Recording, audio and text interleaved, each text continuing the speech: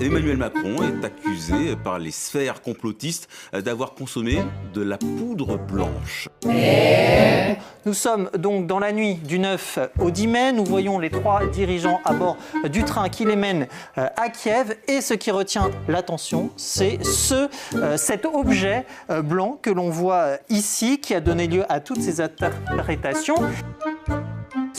Une rumeur qui a donc filé un train d'enfer sur les réseaux sociaux et qui a été partagée plus de 75 millions de fois. Non. Et si je vous disais que la Troisième Guerre mondiale allait commencer à cause d'un mouchoir? Oui, un mouchoir. Pas un missile nucléaire, pas un drone tueur, pas même un tweet de Donald Trump sous l'Exomil. Non, un vulgaire Kleenex blanc coincé entre 2 dirigeants européens et une moquette de train SNCF.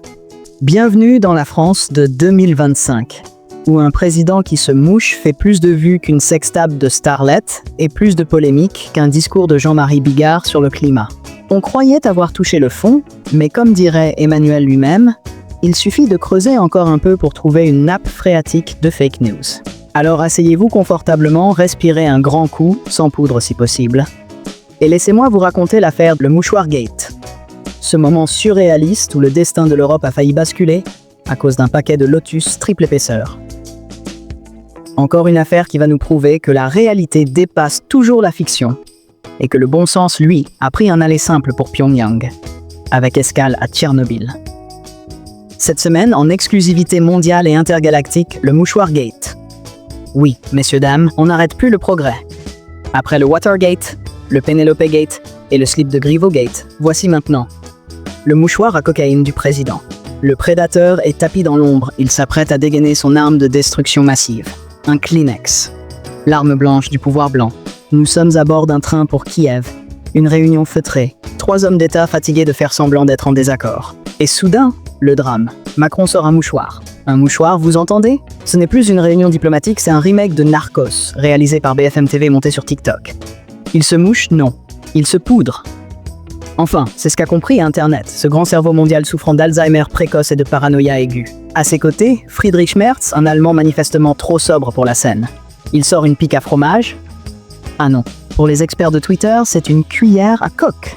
Une minuscule cuillère, genre celle qu'on trouve dans les Playmobil de Pablo Escobar. Le crime organisé en version Kinder Surprise. On imagine déjà la scène. Friedrich, passe-moi la cuillère. Tu veux la petite ou la collector avec les strass? Les experts? Heureusement, des millions d'experts se sont penchés sur la vidéo. Vidéo floue, granuleuse, digne d'une VHS de camping en 1986. Zoomée, ralentie, analysée par des agents spéciaux de la complosphère diplômés de l'université YouTube avec mention conspiration avancée. On a retrouvé les mêmes experts qui avaient prouvé que les pyramides avaient été bâties par les Illuminati francs-maçons reptiliens. Sauf que là, c'est sérieux, il y a un mouchoir.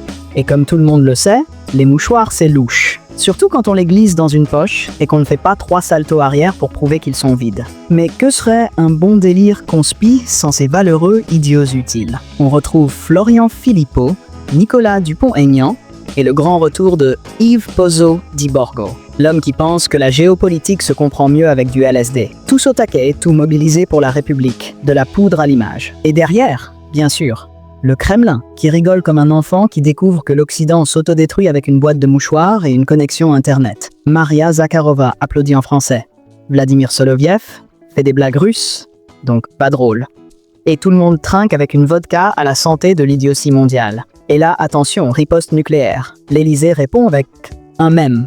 Oui, un mème. Ceci est un mouchoir pour se moucher. Merci, Monsieur le Président, pour cette leçon de biologie niveau maternel. C'est donc ça, l'unité européenne. Un président qui tweete des images pédagogiques pendant que Poutine envoie des missiles. Au prochain sommet, on aura peut-être un PowerPoint sur les différents types de mouchoirs. En papier, en tissu ou en lin biotissé par des moines franciscains.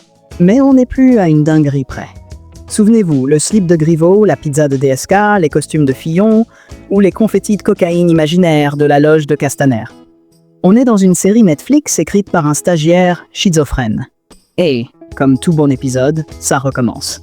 La prochaine fois, Macron éternue à l'Assemblée et l'extrême droite crie à l'attaque chimique. Si Brigitte sort un flacon de parfum, on criera à la tentative d'empoisonnement. La grande illusion. Finalement, on se demande, est-ce qu'on regarde la politique? Ou une émission de télé-réalité ratée? Koh-Lanta Élysée, avec des épreuves de désinformation, des tweets en maillot de bain et des éliminations au scrutin proportionnel. Et pendant ce temps, les vraies lignes de coke, elles, continuent de circuler. Mais dans les conseils d'administration, les cabinets privés et les boîtes de nuit du CAC 40, c'est pas dans un train qu'on les trouve, c'est dans les wagons-lits de la finance. Mais bon, le plus important, c'est que Macron ne se drogue pas. Il est sobre. Très sobre. Trop sobre, peut-être. C'est sans doute pour ça qu'il nous fatigue autant. Voilà, c'était l'épisode 743 de La France se mouche, l'Europe tousse et Twitter éternue. On vous retrouve la semaine prochaine pour une nouvelle rumeur géopolitique. Trump aurait renversé son café, Poutine serait un hologramme et Marine Le Pen aurait retrouvé la carte du monde plate dans sa boîte à gants.